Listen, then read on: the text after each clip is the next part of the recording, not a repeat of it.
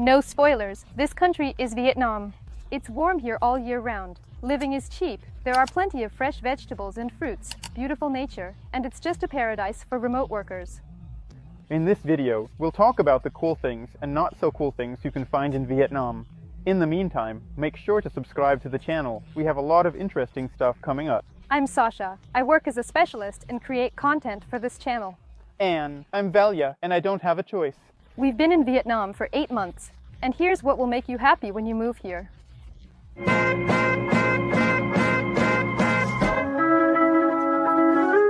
Calm melody. When we were choosing a country to go to, we didn't know much about Vietnam. For me, it was associated with images like these: hats, little boats, and muddy rivers.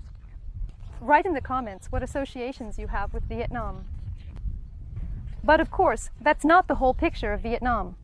Basically, we came here because we read that it's warm, cheap, and you can swim in the sea all year round. And that's true. We chose the city of Nic Hang because the rainy season in this resort city is different from the rest of the country and seems to last shorter. But believe me, after living here in the heat for 6 months, we've never appreciated a little rain and coolness as much as we do now. The sea here is, of course, a bit cloudy after the rain, but that doesn't stop many. In most cases, the sea is clean. Sometimes currents bring in all sorts of palm leaves and seaweed, but in my experience, that happens very, very rarely, so you can swim almost every day. So for the first month, that's exactly what we did, but then it got a bit old, and now we go to the sea about once a week. The nature here is incredibly beautiful. This is what the view from our window looks like. Mountains, the sea, stunning sunrises, and sunsets. We'll talk about housing in just a minute. In Vietnam, we spend $1,000 a month for the two of us. Cheaper than Russia. Groceries and taxis cost less. Local markets save more. Local eateries, meals 100 rubles, cheaper living. If you shop at the local market instead of the supermarket, it gets even cheaper. Or if you skip the European-style cafes and just eat at the local cheap spots, where you can get a meal for about 100 rubles per person, you can live even cheaper. Getting back to the housing, we're paying $400 for a studio on the 35th floor in the most expensive residential complex with a pool. The complex is called Senia Bay. The house will still be in good condition for another 5 years. They recently opened a bar by the pool, so you can grab a beer without even leaving home. There are some downsides: the lack of familiar products or their super inflated prices since they're imported. For example, a pack of buckwheat costs 300 rubles and apples are 350 per kilogram. Oh, and speaking of prices, the healthcare here is good and affordable. For example, we went for a standard teeth cleaning at the dentist, and it cost us 500 rubles per person. Antibiotics are sold here without a prescription in case you suddenly become ill or catch a virus. And there are no problems with buying medicine. Tech is a bit cheaper here. In Vietnam, they make Apple products, and you can find the right accessory in any color and format, but only if you can explain to the seller exactly what you need. Otherwise, they won't understand you and will just say sorry, no.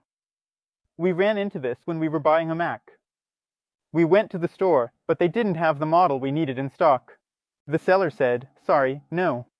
We figured out ourselves that we could order the model we needed, and it would arrive in 3 days. The seller didn't even suggest that. And when they explained it to him, he helped us order. In short, the Vietnamese don't really get the service industry. Services.